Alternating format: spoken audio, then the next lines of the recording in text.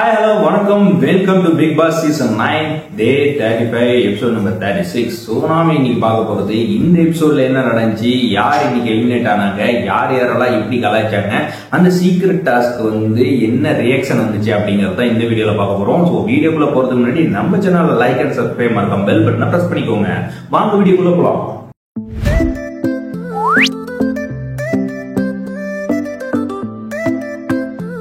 First Vijay Sethupathi sir entry ஆனவுடனே first எல்லாருமே என்ன சொல்றாங்க அப்படின்னு பாத்தீங்கன்னா, சார் உங்க ட்ரெஸ் சூப்பரா இருக்கு, கொஞ்சம் இறங்கிட்டாருல. இப்போ லுக் வைஸ் பாத்தீங்கன்னா நீங்க கொஞ்சம் இறங்கிட்டாரு. ஸோ அது எல்லாமே எப்பயுமே தெரியும், பிக் பாஸ்க்குள்ளார வந்துட்டாலே ஸோ மோஸ்ட்லி அவங்களுக்கு உண்டான ஒரு ட்ரெஸ், ஹேர் ஸ்டைல் இது எல்லாமே கொடுப்பாங்க. ஸோ அதுக்கேற்ற மாதிரி தான் கொடுத்துருக்காங்க. ஸோ அது எல்லாமே பேசி முடிச்சதுக்கு அப்புறமா உள்ளார போனோடனே இந்த வாரத்தோட டாஸ்க்ல, அதாவது அந்த ஃபுட் டாஸ்க் கொடுத்துருந்தாங்க பாத்தீங்களா, ஆஹா ஓஹோ ஹோட்டல் பத்தி ஒரு பாட்டு பாட சொன்னாங்க. எல்லாருமே சேர்ந்து அதை எல்லாமே அந்த பாட்டை பாடி காட்டினாங்க. அதுக்கப்புறமா திவாகர் கிட்ட சார் திவாகர் நீங்க என்ன இந்த டாஸ்க்ல செஞ்சீங்க, அதாவது உங்களுக்கு ஒரு டாஸ்க் கொடுத்தா அந்த டாஸ்க் செய்யறதுக்கு உங்ககிட்ட ஒரு டாஸ்க் கொடுத்து அது செய்யறதுக்குள்ளார நம்ம ஒரு வழியாயிரும் அப்படின்ற மாதிரி விஜய் சேதுபதி சார் சொன்னாப்படி. ஸோ அது என்ன உங்களுக்கு அவ்வளவு கஷ்டமா இருக்கு, ஒரு டாஸ்க் பண்ண சொன்னா அந்த டாஸ்க் உங்களோட மேனேஜர் சொல்றாருன்னா நீங்க அது ஸ்வாப் பண்ண சொன்னாருன்னா பண்ண வேண்டியது தானே. அதுக்கு எதுக்கு நீங்க இவ்வளவு மெனக்கெட்டுக்கிட்டு அவங்க கிட்ட சண்டை போட்டு எங்ககிட்ட சண்டை போட்டு அது உள்ளார ஒரு ஸ்வாப் பண்ணதுக்கு அப்புறமா அந்த டாஸ்க்குள்ளார போய் எப்படியும் அமைதியா தான் நீங்க நிக்கணும் அப்படின்னு சொல்லிட்டு அதுக்குள்ளார போறதுக்கு முன்னாடியே ஒரு பர்ஃபார்மன்ஸ் எல்லாம் போட்டு விட்டுறீங்க. எதுக்கு இந்த இவ்வளவு உங்களுக்கு அப்படின்ற மாதிரி கேட்டா, அப்படியே அதுக்கு எப்பயுமே தெரியும் உங்ககிட்ட திவாகர் கிட்ட நாம ஒரு கேள்வி கேட்போம், அவர் ஒரு பதில் சொல்லுவாரு. ஸோ அதுக்கு ஏத்த மாதிரிதான் அவரு ஒரு பதில் சொன்னா. அப்படி நான் வியனா கூட அந்த கிச்சன் டீம்ல இருந்த வரைக்கும் நிறைய கத்துக்கிட்டேன் சார், அதுக்குள்ளார இருந்தா கொஞ்சம் நல்ல கிச்சன்ல இருந்து ஏதாவது கத்துக்கலாம் அப்படின்னு சொல்லிட்டு தான் அதுலயே இருந்தேன். அதனாலதான் என்னால அதுல இருந்து ஸ்வாப் பண்ணுன்னு சொல்றப்ப என்னால ஸ்வாப் பண்ண முடியல அப்படி இப்படின்னு சொல்லிட்டு மலிப்பிட்டு இருந்தாரு. ஸோ இதை கேட்டவுடனே என்ன ஆச்சு, விஜய் சேதுபதி சார் இவங்ககிட்ட கேட்கறதே வேஸ்ட் அப்படின்னு சொல்லிட்டு அமைதியா நீ உட்காருப்பா அப்படின்னு சொல்லிட்டு உட்கார வச்சுட்டாரு. ஸோ அடுத்ததா ஒரு டாபிக் கொண்டு வந்திருந்தாங்க. ஸோ நமக்கு கிடைக்க வேண்டிய கிரெடிட் நாம செஞ்சு வேற யாருக்காவது கிடைச்சா எப்படி இருக்கும், அந்த மாதிரியான ஒரு யாராவது இருக்கீங்களா சொல்லுங்க அப்படின்னு சொல்லியிருந்தாங்க. இதுல அரோராவும் எஃப்ஜேவும் கையை தூக்குனாங்க. ஃபர்ஸ்ட் அரோரா கிட்ட கேட்டாங்க, என்னாச்சு சொல்லுங்க அப்படின்னு சொன்னோன்னே, சார் ஆமா சார் நாங்க எங்க டீம்ல ஃபுல்லா ஒர்க் பண்ணிட்டு இருந்தோம். பட் ஆனா கடைசி கிரெடிட் பாத்தீங்கன்னா அமித் அவருக்கு சேர்ந்துச்சு. ஆனா அப்போ அவர் சொல்லவே இல்லை எங்களுக்கு, நாங்களும் சேர்ந்து ஒர்க் பண்ணதுனாலதான் இந்த ஒரு டீம் எஃபர்ட்னாலதான் இந்த மாதிரி ஆச்சுன்னு சொல்லிட்டு எங்க நேம் சேர்த்துல, ஆனா அவர் கிரெடிட் மட்டும் அவர் மட்டும் வாங்கிட்டாரு அப்படின்னு சொன்னாங்க. ஸோ இது எஃப்ஜியும் அதான் சொன்ன. அப்படி நான் சில ஒர்க் எல்லாம் பண்ணி கொடுத்தேன், அவர் சில இதெல்லாம் சொன்னேன். நாங்க வேலை செஞ்சோம், அவர் வேலையே செய்யல, பட் ஆனா கிரெடிட்ஸ் மட்டும் அவர் எடுத்துக்கிட்டாருன்ற மாதிரி எஃப்ஜியும் சொன்னாரு. ஏற்ற மாதிரி அமித் சொன்ன, அப்படியே சார் இல்லைங்க சார் நான் அந்த ஜக்கூசில ஹாட் வாட்டர் ஃபில் பண்ணிட்டு இருந்தேன். அப்ப இவங்க யாருமே கிடையாது. நான் கிட்டத்தட்ட ஒரு 5-6 தடவை போய் அந்த ஜக்கூசில ஹாட் வாட்டர் ஃபில் பண்ணேன். இவங்க யாருமே கிடையாது. நான் இவங்களை இருக்க சொன்னா, பட் யாருமே அந்த டைம்ல இல்ல. அந்த டைம்ல இவங்க இல்லாதனால நான் தான் ஃபுல்லா பாத்துட்டேன். அது பக்கத்துல வினோத் கூட பாத்துருந்தாரு அப்படின்னு சொல்லிட்டு வினோத்தையும் காட்டி கொடுத்தாரு. வினோத் ஆமா சார் அப்படின்னு சொன்னா. அப்படி ஸோ இந்த டைம்ல இவங்க 2 பேர் இல்லாதனால இவங்களுக்கு தெரியாது ஸோ அமித் வேலை செஞ்சாரா இல்லையாண்டு. ஸோ இவங்களுக்குள்ளார ஒரு கோஆபரேஷன் இருந்திருந்தா தெரிஞ்சிருக்கும். ஸோ அது இல்லாதனால அவங்க தெரியல. ஸோ இவங்க என்ன சொல்லியிருக்காங்கன்னா, இவர் அமித்தும் வேலை செய்யல, பட் ஆனா கிரெடிட்ஸ் மட்டும் அமித் எடுத்துக்கிறாரு அப்படின்னு சொல்லியிருக்காங்க. அதுக்கப்புறமா என்னாச்சுன்னா இவரு பிரேக் விட்டாங்க. அந்த பிரேக்ல போய் இவங்க ஆமா நீங்க எங்க கிட்ட சொல்லியிருக்கலாம்ல அப்படின்னு சொல்லிட்டு அமித்தும் எஃப்ஜே அரோரா 3 பேரும் பேசி அது ஒரு சுமூகமா முடிச்சுட்டாங்க.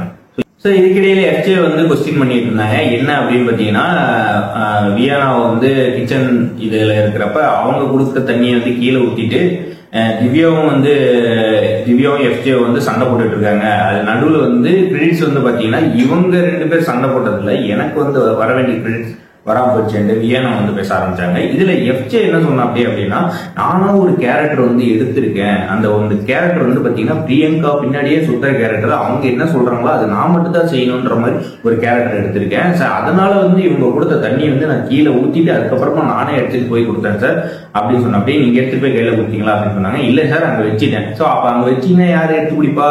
பிரியங்கா தான். அப்ப அங்க வச்சது உங்களோட சரி நீங்க எந்த டிபார்ட்மெண்ட்ல இருக்கீங்க அப்படின்னு கேட்டாச்சு. நான் வாஷிங் டிபார்ட்மெண்ட். அப்ப இதுக்கு அதுக்கு சம்மந்தம் இல்லைல்ல, அது பார்த்து சிரிச்சு அப்படியாவது. ஸோ இது என்ன ஆச்சு அப்படின்னு பார்த்தீங்கன்னா, இந்த கேரக்டர் வந்து அவங்க சொல்லவே கிடையாது, பிக் பாஸ் டீம்ல வந்து சொல்லவே கிடையாது. அது சொல்லாத ஒரு கேரக்டர் வந்து எஃப்ஜேவே எடுத்து அவரா ஒரு கேரக்டர் இம்ப்ரூவ்மெண்ட் பண்ணியிருக்காரு. அப்படி இதை தான் வந்து விஜய் சேதுபதி சார் வந்து அதை சொல்றதுக்கு ஸ்டார்ட் பண்ணியிருக்காரு. அது ஃபைனலா முடிச்சிட்டாரு. என்ன அப்படிங்கறத வந்து முடிச்சிட்டா. அப்படி நம்மளுக்கு ஒரு கேரக்டர் கொடுக்கல, ஆனா நீங்க ஒரு டீம்ல உட்காந்து உங்களுக்கு ஒரு வேலை கொடுத்துருக்காங்க. அந்த வேலை செய்யாம நீங்களா ஒரு கேரக்டர் இம்ப்ரூவ்மெண்ட் பண்ணி அந்த வேலை தான் செய்வேன்னு சொல்லிருக்கீங்க. சரி, இது எந்த விதத்துல நியாயம்ன்ற மாதிரி எடுத்து அந்த பாயிண்ட் வந்து க்ளோஸ் பண்ணியிருக்கிறாங்க. ஸோ அந்த டாபிக்கை சாண்ட்ரோட டாபிக் எடுத்துருந்தாங்க. இந்த வீடியோ, அதாவது இந்த வீக்கோட டாஸ்க்ல வந்து ஒருத்தருக்கான ரிவார்டு வந்து கொடுக்க போறோம். அது என்ன அப்படிங்கறத நீங்க கெஸ் பண்ண முடியுமா அப்படின்னு சொல்லிட்டு ஒவ்வொருத்தரை கேட்க ஆரம்பிச்சாங்க. இதுல பார்வதி வந்து இந்த வீக்ல ஒரு 4 பேர் சாப்பிட்டு இருந்தாங்க சார், சிக்கன் அது இதுன்னு கெஸ்ட்டுக்கு வச்சது, அவங்கள சொல்றீங்களா அப்படின்னு சொன்னாங்க. அது கிடையாதுமா, வேற யாருக்காவது ஏதாவது கெஸ்ட் இருக்கா அப்படின்னு கேட்டாங்க. நான் சொல்றேன், நான் வந்து இந்த 2 சீசன்லயே பாத்தீங்கன்னா ஃபர்ஸ்ட் டைம் குறும்படம் போட போறேன். அந்த குறும்படம் வந்து பாருங்க, பார்த்துட்டு நீங்களே சொல்லுங்க அப்படின்னு சொன்னாங்க. ஸோ சாண்ட்ரோட குறும்படம் போட்டாங்க.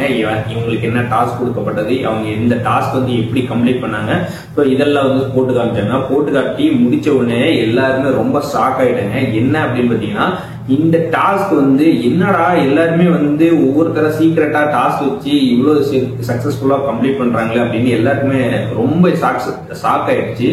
இதுல வந்து நிறைய பேர் பார்த்துட்டு உடனே போய் சாண்ட்ராக்கு வந்து ரொம்ப இது பண்ணாங்க, எல்லாரும் சூப்பரா பண்ணியிருக்கீங்க அப்படின்னு சொல்லிட்டு என்கரேஜ் பண்ணாங்க. பட் ஆனா விக்கல் சித்ரம் மட்டும் ரொம்ப திரும்பி பழைய மாதிரி மனசு உடஞ்சிட்டாரு. என்னடா இது, எல்லாருமே நம்மளை வச்சு இவ்வளவு இது பண்றாங்களே அப்படின்னு சொல்லி சாண்ட்ரா வந்து போய் கை கொடுத்தாங்க. பட் இருந்தாலும் விக்கல் சித்ரம் வந்து என்னக்கா நீங்க வந்து சொல்லிருக்கலாம்ல, என்னோட எமோஷன்ல வந்து விளையாண்டுட்டீங்களே, நான் அன்னைக்கு வந்து ரொம்ப உடஞ்சி போயிட்டேன், நீங்க வந்து அந்த டைம்லேயே ஒரு என்கிட்ட சொல்லிருக்கலாம்ல, இந்த மாதிரி ஒரு டாஸ்க் தான் அப்படின்னு சொல்லி இருந்தேன்னா நான் கொஞ்சம் அந்த டைம்ல வந்து உடஞ்சிருக்க மாட்டல, ரொம்ப நான் எமோஷனாயே அழுதுட்டேங்க அப்படி இப்படின்னு சொல்லியிருந்தாரு. பட் ஆனா எனக்கு ஒரு 10 செகண்ட் கேப் கொடுங்க, நான் வந்து ரெக்கவர் ஆகிக்கிறேன் அப்படின்ற மாதிரி சொன்னாங்க.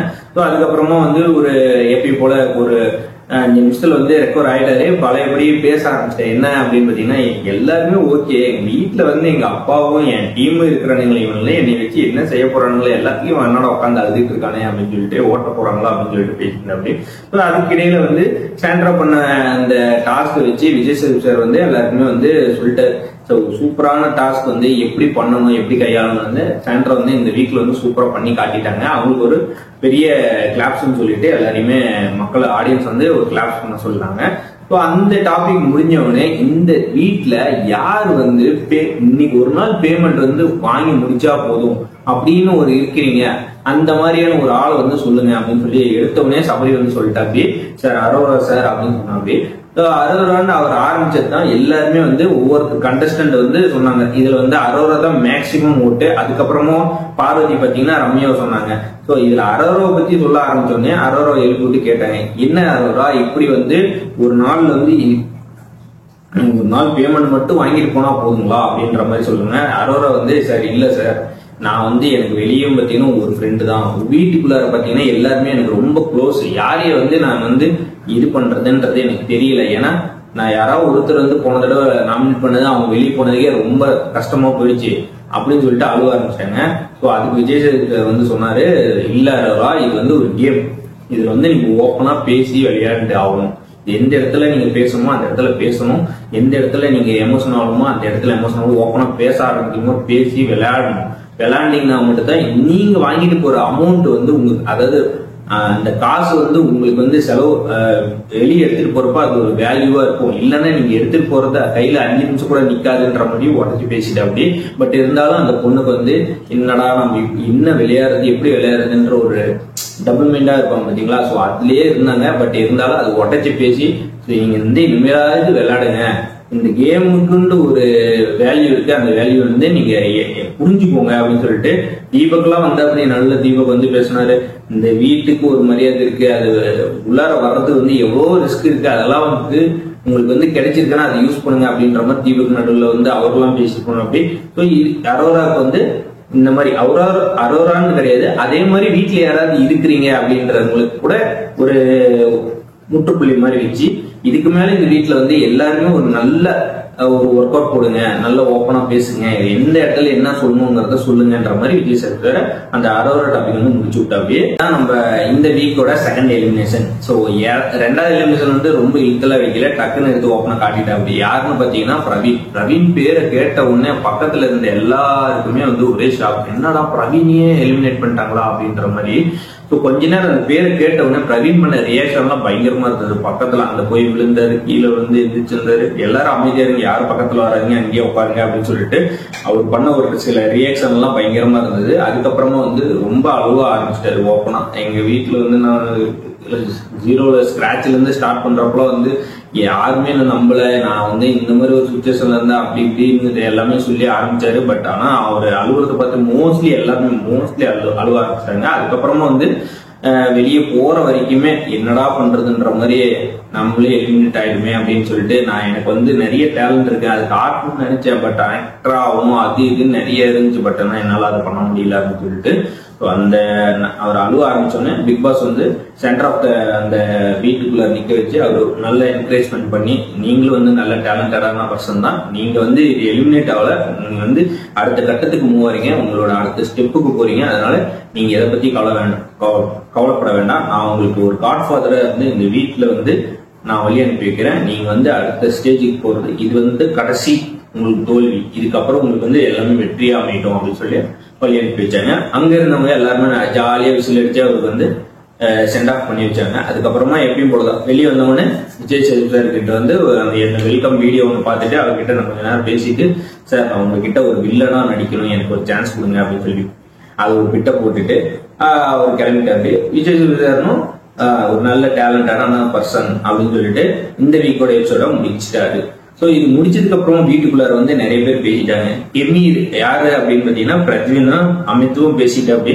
ஸோ என்னங்க இந்த வீட்டுல இன்னமும் ரம்யா கெமி எல்லாம் வந்து இந்த வீக்ல வந்து நல்ல பர்ஃபார்மே பண்ணல, பட் ஆனா அவங்களா இருக்கிறாங்க, பிரவீன் வந்து போயிட்டாரு. எப்படி நம்ம வந்து இந்த நாமினேஷன் வந்து புரிஞ்சுக்கிறது, எலிமினேஷன் வந்து புரிஞ்சுக்கிறதுன்னு தெரியல. பட் ஆனா நாமளும் வந்து இந்த வீட்டுல இருக்குன்னா சில எஃபோர்ட் எல்லாம் போகணுன்ற மாதிரி அவங்களுக்குள்ளாரே சிலதெல்லாம் பேசிட்டாங்க.